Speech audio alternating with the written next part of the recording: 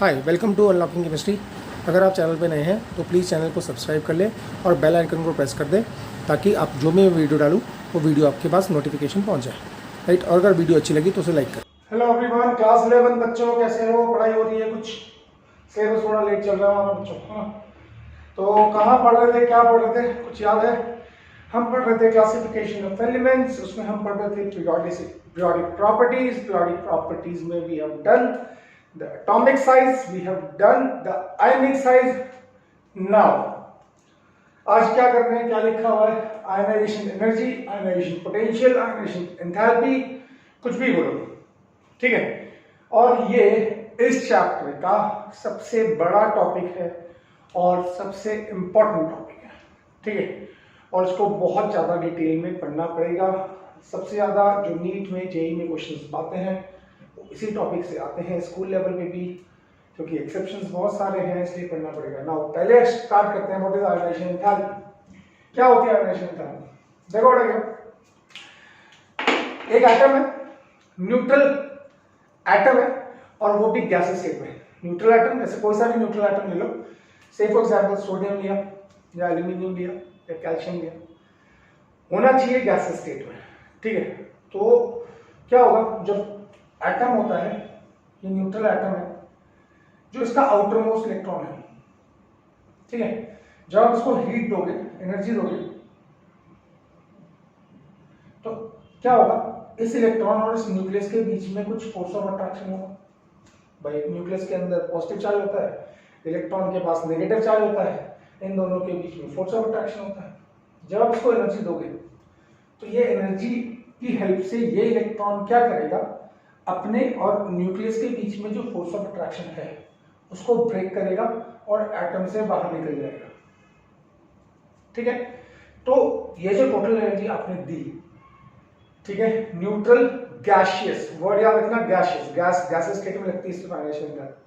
तो neutral gaseous atom से electron को बाहर निकालने के लिए जो एनर्जी लगेगी उसको बोलेंगे आयनाइजेशन एंथैल्पी। या और डिटेल में जाओगे तो आप बोलोगे वो एनर्जी जो इलेक्ट्रॉन और न्यूक्लियस के बीच में इलेक्ट्रोस्टैटिक फोर्स ऑफ अट्रैक्शन को, इलेक्ट्रोस्टैटिक फोर्स ऑफ अट्रैक्शन को तोड़ने के लिए लगेगी और इलेक्ट्रॉन को एटम से बाहर निकालेगी in the gases state, that is called the ionisation enthalpy, ठीक है।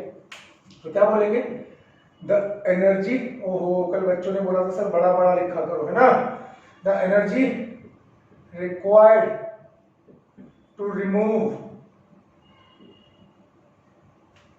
ठीक है, द वैलेंस इलेक्ट्रॉन या आउटर मोस्ट इलेक्ट्रॉन लिखो, outer most electron from the neutral gaseous atom is called, अब देखो या तो आयनाइजेशन एंथैल्पी बोल लो या आयनाइजेशन एनर्जी, आयनाइजेशन एंथैल्पी बोल लो या एनर्जी बोल लो या पोटेंशियल बोल लो। अब देखो मैं बताता हूँ, इट्स कॉल्ड आयनाइजेशन एंथैल्पी। पढ़ता हूँ, समझ में आया? यहाँ तक समझ में आया? प्यारे बच्चों यहाँ तक समझ में आ गया, ठीक है। अब देखो लगेगी तो हम क्या बोलेंगे, भैया हमेशा पॉजिटिव होगी, ऑलवेज पॉजिटिव। जो एनर्जी लगती है उसको हम बोलते हैं भैया लग रही है तो पॉजिटिव, बाहर निकल रही है तो नेगेटिव, तो ऑलवेज क्या होगी, पॉजिटिव होगी, ठीक है। दूसरी बात, यूनिट क्या होगी, यूनिट होगी इसकी किलो जूल पर मोल, ठीक है, क्योंकि एक एटम जनरली हम यूज नहीं कर सकते, एक सोडियम का एटम थोड़ा यूज करेंगे, एक मोल एटम से लेंगे, है ना, एक मोल एटम से इलेक्ट्रॉन को बाहर निकालने के लिए जो भी एनर्जी लगेगी दैट इज कॉल्ड, बोलते हैं वन एटम है पर यूज हम किलो जूल पर मोल करते हैं, ठीक है, ठीक है। अब also expressed in electron volt, एक यूनिट तो किलो जूल पर मोल है, जनरली हम किलो जूल पर मोल यूज करते हैं। तो अगर हम इलेक्ट्रॉन वोल्ट में यूज करते हैं then known as ionization potential। अगर इलेक्ट्रॉन वोल्ट में आप कैलकुलेट कर रहे हैं तो आयनाइजेशन पोटेंशियल जनरली बोलते हैं।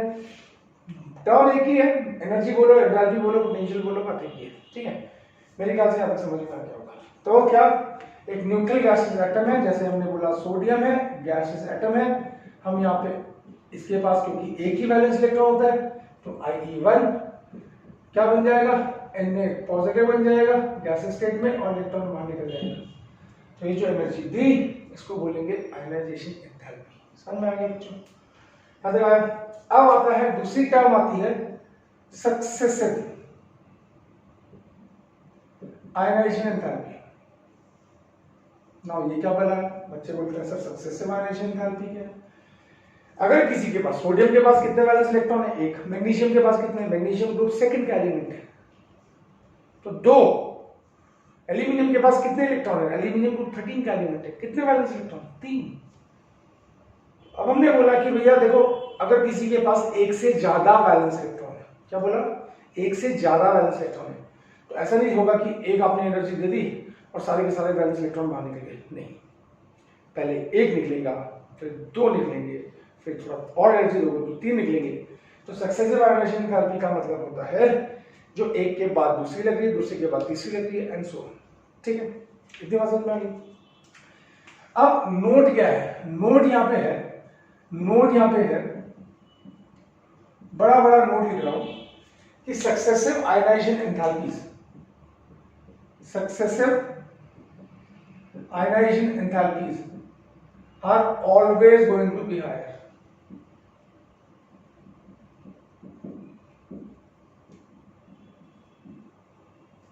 क्या बोला मैंने, सक्सेसिव आयनाइजेशन एंथैल्पी जो है वो हमेशा ज्यादा होगी ना। क्यों? जैसे फॉर एग्जाम्पल मैंने बोला एक एलिमेंट है ए, गैसेस स्टेट में है, इसके पास नंबर ऑफ प्रोटॉन्स है 10, इलेक्ट्रॉन्स भी कितने हैं, 10 होंगे न्यूट्रल में, तो Z अपॉन E कितना आएगा, 1, 10/10, Z मतलब नंबर ऑफ प्रोटॉन्स, और Z अपॉन E, अब यहाँ पे हमने क्या बोला, IE1 लगाई, ये A पॉजिटिव बना, इलेक्ट्रॉन बाहर निकला, तो ये हो गया आयनाइजेशन एंथैल्पी 1। अब सपोज इसके पास 3 वैलेंस इलेक्ट्रॉन है, कितने वैलेंस इलेक्ट्रॉन है, 3, तो A पॉजिटिव जो है, अब इसके पास Z कितने हो जाएंगे, Z तो 10 ही रहेंगे, पर इलेक्ट्रॉन कितने हो जाएंगे, 9 हो जाएंगे। तो इसका जब मैं Z अपॉन E निकालूंगा, इसका जब मैं Z अपॉन E निकालूंगा तो कितना आएगा, 10/9 यानी 1.1। ठीक है, अब यहाँ पे आप आयनाइजेशन एनर्जी निकालोगे, सेकंड आयनाइजेशन एंथैल्पी होगी, ये A2 पॉजिटिव हो जाएगा, इसने एक और इलेक्ट्रॉन बाहर निकाल दिया। अब A2 पॉजिटिव, इसके पास एक और इलेक्ट्रॉन लूज हो सकता है, तो कौन सी आयनाइजेशन एनर्जी लगेगी, IE3, और क्या बनेगा ये A3 पॉजिटिव गैस में और एक और इलेक्ट्रॉन बाहर निकलेगा। अब इसके पास Z कितने बचे, Z कितने बचे, प्रोटॉन तो भैया उतने रहेंगे, इलेक्ट्रॉन कितने बचे, 8, तो अब Z अपॉन E निकालोगे यानी कि 10/8, 8 to 16 ये बचेगा। तो क्या हो रहा है, क्या हो रहा है, हम बोल रहे हैं जब हम न्यूट्रल गैसेस एटम से एक इलेक्ट्रॉन बाहर निकाल रहे हैं तो जिससे हम बाहर निकाल रहे हैं उसका Z अपॉन E 1 है। जैसे जैसे हम इलेक्ट्रॉन बाहर निकालते जा रहे हैं Z अपॉन E बढ़ता जा रहा है, 1, 1.1, 1.2, और Z अपॉन E आपको पता है, कल सिखाया था आइसोइलेक्ट्रॉनिक स्पीशीज में, ये न्यूक्लियर चार्ज को रिप्रेजेंट करता है। यानी कि अब मैं अगर बोलूं कि अगर what is the relationship between IE1, IE2 and IE3, तो आप बोलोगे IE3 ज्यादा। क्यों? क्योंकि जब आप न्यूट्रल गैसेस एटम से इलेक्ट्रॉन बाहर निकालते हैं तो Z अपॉन E बढ़ जाता है, यानी कि न्यूक्लियस का चार्ज बढ़ जाता है, और न्यूक्लियस का चार्ज बढ़ जाता है क्योंकि नेगेटिव चार्ज कम हो गया तो हम बोलते हैं पॉजिटिव चार्ज बढ़ गया, है ना भाई। हमने नेगेटिव चार्ज बाहर निकाल दिया तो क्या हुआ, पॉजिटिव चार्ज नेगेटिव चार्ज के कंपैरिजन में 1 यूनिट बढ़ गया। तो बढ़ा हुआ पॉजिटिव चार्ज क्या करेगा, आउटरमोस्ट इलेक्ट्रॉन को और तेजी से होल्ड करेगा, और तेजी से होल्ड करेगा तो इलेक्ट्रॉन को निकालना मुश्किल हो जाएगा, और इलेक्ट्रॉन को निकालना मुश्किल हो जाएगा तो ज्यादा एनर्जी खाएगा, और ज्यादा एनर्जी खाएगा तो आयनाइजेशन एनर्जी ज्यादा। ठीक है, तो ये रूल समझ में आ जाए बच्चों। तो successive ionisation enthalpies are always going to be higher. Now इसको नोट बना के दिमाग में रख लो, क्योंकि मैं इसमें आपको बहुत गंदा फंसाने वाला हूं। इसको नोट बना के दिमाग में रख लो। यहां तक समझ में आया बच्चों? पक्का पक्का। अब आते हैं factors, factors affecting ionisation enthalpy. दिखाई दे रहा है? क्या था heading? Factors affecting ionisation enthalpy. चलो आप ही बोलो। चलो एक काम करते हैं, पहले हम फटाफट फैक्टर्स लिख लेते हैं। पहला फैक्टर है एटॉमिक साइज, दूसरा फैक्टर है न्यूक्लियर चार्ज, तीसरा फैक्टर आप बताओगे? अब बच्चों आप बताओगे? स्क्रीनिंग और SHIEL शील्डिंग इफेक्ट पढ़ लिया ना ये। फोर्थ बोलो, type of electron to be removed. Type of electron to be removed. Type of electron मतलब एस सबशेल से निकल रहा है P, इसको पेनिट्रेशन इफेक्ट भी बोलते हैं। ठीक है, सिंपल लैंग्वेज करने के लिए मैंने लिखा type of electron to be removed. ठीक है, और लास्ट है, ठीक है, स्टेबिलिटी ऑफ इलेक्ट्रॉनिक कॉन्फ़िगरेशन या टाइप ऑफ इलेक्ट्रॉनिक कॉन्फ़िगरेशन।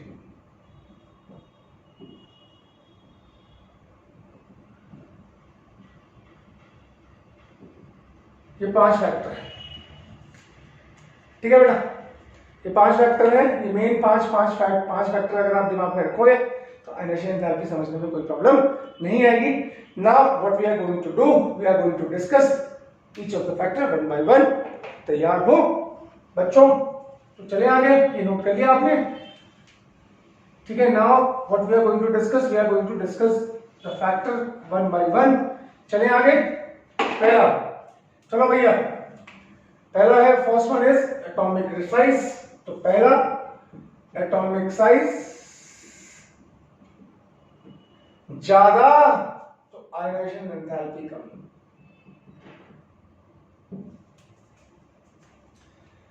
देखो क्या होगा, एटॉमिक पहला फैक्टर आ गया था दिमाग में, एटॉमिक साइज ज्यादा तो आयनाइजेशन एंथैल्पी कम। ठीक है, कॉमन सी बात है, अगर एटॉमिक साइज ज्यादा होगा, ठीक है, जैसे हमने बोला ये न्यूक्लियस है, ये इलेक्ट्रॉन है, ये डिस्टेंस है, ये छोटा सा डिस्टेंस है, फिर हमने बोला ये न्यूक्लियस और ये इलेक्ट्रॉन। अब ये देखो डिस्टेंस बढ़ गया और बड़ा एटम हुआ, ये न्यूक्लियस, ये इलेक्ट्रॉन, डिस्टेंस आता। ठीक है, तो हम क्या बोलेंगे, इधर से इधर जाएंगे तो क्या होगा, जैसे साइज बढ़ा एनर्जी कम। क्यों? क्योंकि देखो डिस्टेंस कम है तो फोर्स ऑफ अट्रैक्शन ज्यादा है, और फोर्स ऑफ अट्रैक्शन ज्यादा है तो ज्यादा एनर्जी देनी पड़ेगी इलेक्ट्रॉन को बाहर निकालने के लिए। ठीक है, यहां पे डिस्टेंस बढ़ गया। डिस्टेंस जब बढ़ जाता है तो न्यूक्लियस और वैलेंस इलेक्ट्रॉन के बीच में डिस्टेंस जब बढ़ जाता है तो फोर्स ऑफ अट्रैक्शन कम हो जाता है, और फोर्स ऑफ अट्रैक्शन कम है तो उसको तोड़ने के लिए, यानी कि इलेक्ट्रॉन को बाहर निकालने के लिए कम एनर्जी देनी पड़ेगी। ठीक है, तो atomic size increases, therefore distance between nucleus and outermost electron increases, therefore force of attraction between them decreases, causing a decrease in ionization enthalpy. I think I have made this clear. मेरे ख्याल से समझ में आ गया होगा, है ना? Second factor पे आते हैं। What is our second factor? बोलो बोलो बोलो बोलो जल्दी बोलो। Second factor is the nuclear charge. क्या बोला बच्चों? Nuclear charge. 2 वीडियो बनेंगे बेटा इसमें, ठीक है? ठीक है, क्योंकि लंबा टॉपिक है, एक वीडियो में कवर नहीं होगा। न्यूक्लियर चार्ज ज्यादा तो आयनाइजेशन एंथैल्पी भी ज्यादा। ठीक है, अब समझना। सपोज मेरे पास 2 एटम है, एक के न्यूक्लियस में Z इज इक्वल टू 10 है, ठीक है? दूसरा एटम है, इसके न्यूक्लियस के अंदर Z इज इक्वल टू 12 है, ठीक है? तो जो न्यूक्लियस का न्यूक्लियर चार्ज ज्यादा तो हम क्या बोलेंगे, यहाँ पे न्यूक्लियर चार्ज ज्यादा है, इधर से इधर जाएंगे, nuclear charge increases, therefore attraction increases, therefore more energy is required to remove the electron, तो आयनाइजेशन एनर्जी इंक्रीज। ठीक है, न्यूक्लियर चार्ज ज्यादा, न्यूक्लियर चार्ज मोर, ठीक है, तो अट्रैक्शन इंक्रीजेस, ठीक, तो more energy is required to remove the electron, therefore ionisation energy is more. तो इसकी जो आयनाइजेशन एंथैल्पी है, इसकी जो आयनाइजेशन एंथैल्पी है ये ज्यादा होगी इसकी आयनाइजेशन एंथैल्पी से। ठीक है, सब लोग इसको x एटम मान लेते हैं, इसको y एटम मान लेते हो, ionisation energy of y is greater than ionisation energy of x। समझ में आ गया? तो मेरे ख्याल से दो फैक्टर समझ में आ गए। ठीक है, आगे चलें, थर्ड फैक्टर पे स्क्रीनिंग और शील्डिंग इफेक्ट। ये समझ में आ गया बच्चों? इजी टॉपिक है। ठीक है, इसको हटा दूं, यहाँ पे नोट कर लिया, गुड गुड गुड गुड। चलो तीसरे फैक्टर पे आते हैं। इजी फैक्टर है स्क्रीनिंग, SCREENING स्क्रीनिंग, और SHIELDING शील्डिंग इफेक्ट। ठीक है बच्चों, अब देखो, अगर मैं बोलूं screening effect, SCREENING screening effect ज्यादा तो आयनाइजेशन एंथैल्पी कम, इसको याद रखो। ठीक है, स्क्रीनिंग इफेक्ट ज्यादा तो आयनाइजेशन एनर्जी कम। ठीक है, अब देखो क्या होता है, मैं बात करता हूं बोरॉन की, electronic configuration 1s2 2s2 2p1। ठीक है, मैं बात करता हूं एल्यूमिनियम की। ठीक है, इसका electronic configuration 1s2 2s2 2p6 3s2 3p1। अब ये देखो, number of inner substance increases, screening effect increases, force of attraction decreases, ionization energy decreases। ठीक है, स्क्रीनिंग इफेक्ट अगर ज्यादा होगा, अंदर वाले सबसे ज्यादा होंगे, तो ये क्या करेगा, आउटरमोस्ट इलेक्ट्रॉन को रिपेल करेगा, न्यूक्लियस से दूर भगाएगा, और दूर भगाएगा तो न्यूक्लियस और आउटरमोस्ट इलेक्ट्रॉन के बीच में फोर्स ऑफ अट्रैक्शन कम हो जाएगा, और फोर्स ऑफ अट्रैक्शन कम हो जाएगा तो इस इलेक्ट्रॉन को निकालने के लिए कम एनर्जी की जरूरत पड़ेगी। तो स्क्रीनिंग इफेक्ट ज्यादा तो energy energy come. Screening effect increases, therefore attraction between nucleus and valence electrons decreases, causing a decrease in ionization enthalpy। ठीक है बेटा, तो कितने फैक्टर पढ़ लिए हमने? 5 में से कितने फैक्टर पढ़ लिए? 3। जल्दी नोट करिए, 10 सेकंड दे रहा हूं। हो गया यहां तक? बोलो बोलो बोलो बच्चों, हो गया? तो कितने फैक्टर हो गए? 3 फैक्टर हो गए। ठीक है, अब देखो क्या, चौथे फैक्टर पे आते हैं, type of electron to be removed. Fourth factor कौन सा है मेरा? क्लियर हो गया? फोर्थ फैक्टर है मेरे पास type of electron to be removed.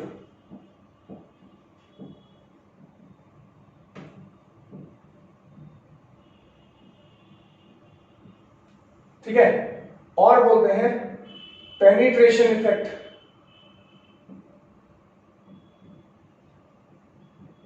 Of orbitals. ठीक है, अब देखो, अब मैं बोल रहा हूं नोट, एनर्जी ऑफ सब्सटेंस,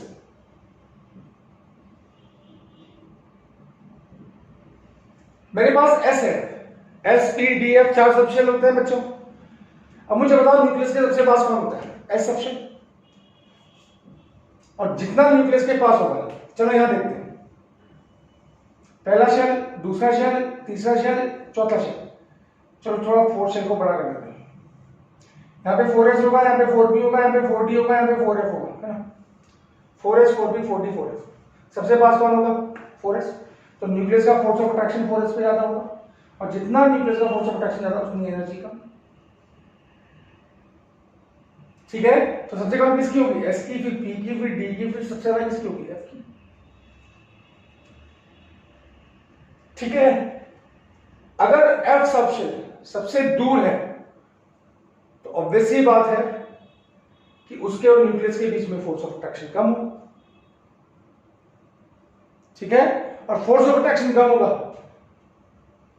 तो कम एनर्जी लगेगी इलेक्ट्रॉन को बाहर निकालने की, तो आयनाइजेशन एनर्जी कम। तो सबसे ज्यादा आयनाइजेशन एनर्जी किसको निकालने में लगेगी? एस के इलेक्ट्रॉन को, फिर पी के इलेक्ट्रॉन को। तो पेनिट्रेशन इफेक्ट मतलब कितना अंदर है वो, उसको बोलते हैं पेनिट्रेशन इफेक्ट। तो सबसे ज्यादा पेनिट्रेटिंग पावर किसकी है? एस की। सबसे ज्यादा जितनी पेनिट्रेटिंग पावर होगी उतना कम एनर्जी होगी, जितना न्यूक्लियस के पास उतनी एनर्जी कम, उतना न्यूक्लियस से फोर्स ऑफ अट्रैक्शन ज्यादा, उतना इलेक्ट्रॉन को निकालने के लिए एनर्जी लगेगी ज्यादा, यानी कि आयनाइजेशन एनर्जी ज्यादा। समझ में आया? ठीक है, ठीक है। तो ऊपर सिंस एफ सबशेल, या थोड़ा एस लिखते हैं, S subshell is more closer to the nucleus, क्योंकि एस सबशेल न्यूक्लियस के ज्यादा पास होते हैं, ठीक है। therefore more closer, therefore S subshell electron experience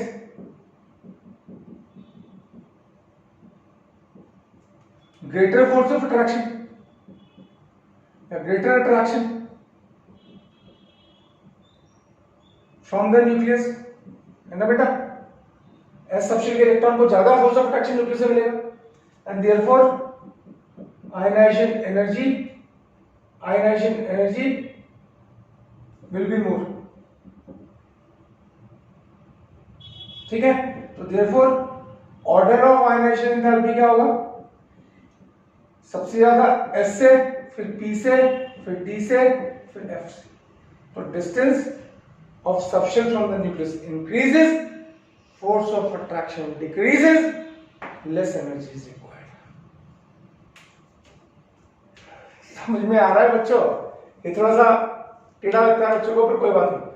तो सबसे कम एनर्जी एफ से, सबसे ज्यादा एनर्जी एस से, एस फॉर स्नेक वाला एस। तो मेरे ख्याल से 4 फैक्टर क्लियर हो गए। Let's move on to the last factor. आखिरी फैक्टर कौन सा है हमारा? हटाओ उसको, सब हटा दिया मैंने, ये लो। आखिरी फैक्टर है बेटा हमारे पास, वो है स्टेबिलिटी ऑफ कॉन्फ़िगरेशन।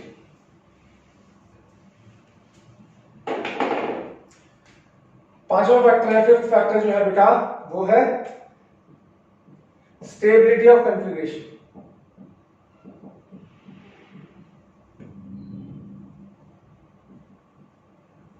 ठीक है, स्टेबिलिटी ऑफ कॉन्फ़िगरेशन। देखो अब इसको ध्यान से देखना। स्टेबिलिटी ऑफ कॉन्फ़िगरेशन का मतलब पता है क्या? पता है आपको? Exactly half filled configuration most stable, exactly full field configuration most stable. तो देखो S2, ठीक है, P3, P6, D5, D10। अभी तक इतना याद रखो, F में अभी मैं नहीं जा रहा, ठीक है? ठीक है बच्चों, इसको बोलते हैं एग्जैक्टली हाफ फिल्ड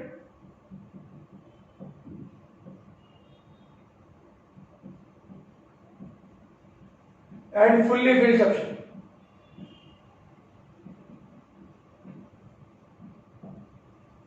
ये सारे क्या है?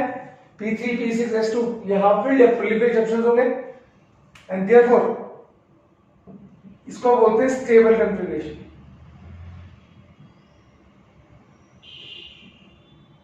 ठीक है, और स्टेबल कॉन्फ़िगरेशन होगी तो उससे इलेक्ट्रॉन को निकालना मुश्किल होगा, तो आयनाइजेशन एनर्जी आ जाएगी। ठीक है, यहां तक समझ में आ गया? समझ में आ गया? तो अगर एग्जैक्टली हाफ फील्ड है या एग्जैक्टली फुल्ली फील्ड है, जैसे अगर मैं बात करूं एग्जांपल, एक दो एग्जांपल पढ़ लेते हैं। लिथियम है, बेरिलियम है, बोरॉन है, ठीक है। चलो लिथियम लेफ्ट से जाते हैं, साइज छोटा होता है, बोरॉन का साइज छोटा है, बेरिलियम का साइज बड़ा है। तो बेरिलियम का इलेक्ट्रॉनिक कॉन्फ़िगरेशन क्या है? 1s2, 2s2, ये क्या है s2 कंफिग्रेशन, ठीक है। बोरॉन का क्या है 1s2 2s2 2p1। अब ये तो स्टेबल नहीं है, ये क्या है, इसको बोलेंगे स्टेबल कंफिग्रेशन। और ये क्या है, ये लेस स्टेबल कंफिग्रेशन। ठीक है बच्चों, समझ में आ रहा है, बोर तो नहीं हो रहे हो?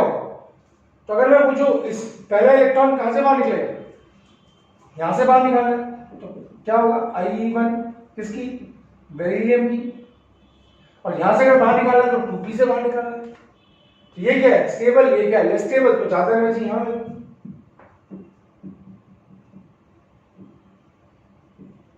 तो आयोनाइजेशन एंथैल्पी बेरिलियम की ज्यादा होगी आयोनाइजेशन एंथैल्पी बोरॉन से, क्योंकि बेरिलियम का 2s2 स्टेबल कंफिग्रेशन है, एग्जैक्टली फुल्ली फिल्ड सब्सटेंस। ऐसे बहुत सारे एक्सेप्शंस हैं, वो उनको हम अलग से पढ़ेंगे अभी सबको, ठीक है। पहले बताओ 5 फैक्टर समझ में। तो एटॉमिक साइज ज्यादा लर्न करना है, एटॉमिक साइज ज्यादा, न्यूक्लियस और वैलेंस इलेक्ट्रॉन ज्यादा, सॉरी दूर, उनके बीच में force of attraction come, electron निकालना आसान, आयोनाइजेशन एनर्जी कम। तो एटॉमिक साइज ज्यादा, आयोनाइजेशन एनर्जी कम। दूसरा, न्यूक्लियर चार्ज ज्यादा, तो आउटरमोस्ट इलेक्ट्रॉन पे फोर्स ऑफ अट्रैक्शन ज्यादा, तो एनर्जी लगेगी ज्यादा, तो आयोनाइजेशन एनर्जी ज्यादा, ठीक है। तीसरा फैक्टर कहता है स्क्रीनिंग इफेक्ट, अंदर वाले सब्सटेंस ज्यादा तो आउटरमोस्ट इलेक्ट्रॉन को रिपेल करेंगे, है ना, उसको बोलते हैं शील्डिंग इफेक्ट, ठीक है। और शील्डिंग इफेक्ट ज्यादा तो आउटरमोस्ट इलेक्ट्रॉन को रिपल्शन मिलेगा अंदर वाले इलेक्ट्रॉन से, आउटरमोस्ट इलेक्ट्रॉन न्यूक्लियस से दूर हो जाएगा, ठीक। तो आयोनाइजेशन एनर्जी कम, तो शील्डिंग इफेक्ट ज्यादा तो आयोनाइजेशन एनर्जी कम। तो चौथा कौन सा फैक्टर था, type of electron to be removed, सबसे पास कौन सा s सबशेल, सबसे दूर कौन सा f सबशेल। तो सबसे ज्यादा फोर्स ऑफ अट्रैक्शन किसके होगा, न्यूक्लियस और s के बीच में, तो ज्यादा एनर्जी कहां से इलेक्ट्रॉन को बाहर निकालने के लिए मिलेगी, s से। तो उसको बोलते हैं पेनिट्रेशन इफेक्ट। पेनिट्रेशन इफेक्ट का मतलब जितना न्यूक्लियस के पास उतनी खुद की एनर्जी कम, उतनी आयनाइजेशन एनर्जी लगेगी ज्यादा, ठीक। 5 और factor exactly half filled and full lipid, इनको हम बोलते हैं जो half filled S2 P3 P6 D5 D10, अभी F की बात नहीं कर रहे हैं, उसको अलग से पढ़ेंगे, ठीक है। इनको हम बोलते हैं क्या, एग्जैक्टली हाफ फिल्ड सब्सटेंस या फुल्ली फिल्ड सब्सटेंस। हम पढ़ चुके हैं एटॉमिक स्ट्रक्चर में, दे आर मोर स्टेबल। अब अगर वो स्टेबल है तो इलेक्ट्रॉन बाहर निकालने के लिए मुश्किल होगी, और मुश्किल होगी तो ज्यादा एनर्जी देनी पड़ेगी, ज्यादा एनर्जी देनी पड़ेगी तो आयनाइजेशन एनर्जी ज्यादा, ठीक है। तो मैंने अभी आज क्या पढ़ा है, आज आपको आयनाइजेशन एनर्जी बताया, सक्सेसिव आयनाइजेशन एंथैल्पीज के बारे में बताया, और फैक्टर्स अफेक्टिंग आयनाइजेशन एंथैल्पी के बारे में, ठीक है बच्चों, याद रखा लीजिए। अगले में हम ट्रेंड्स पढ़ेंगे और एक्सेप्शंस पढ़ेंगे, trends and exceptions in ionisation enthalpy, ये अगली वीडियो में पढ़ेंगे। तब तक इसको पढ़ते रहिए, ठीक है। अगर इसको नहीं पढ़ेंगे तो अगले वाली वीडियो में बहुत ज्यादा प्रॉब्लम होने वाली है, अगला वाला वीडियो और भी लंबा बनेगा, क्योंकि हमें सारे एक्सेप्शंस पढ़ने हैं, फिर ट्रिक्स भी बताऊंगा कि कैसे आपको आयनाइजेशन एंथैल्पी का क्वेश्चन करना है, ठीक है बच्चों। Thank you so much for watching, अगले वीडियो में मिलते हैं, ठीक है बच्चों।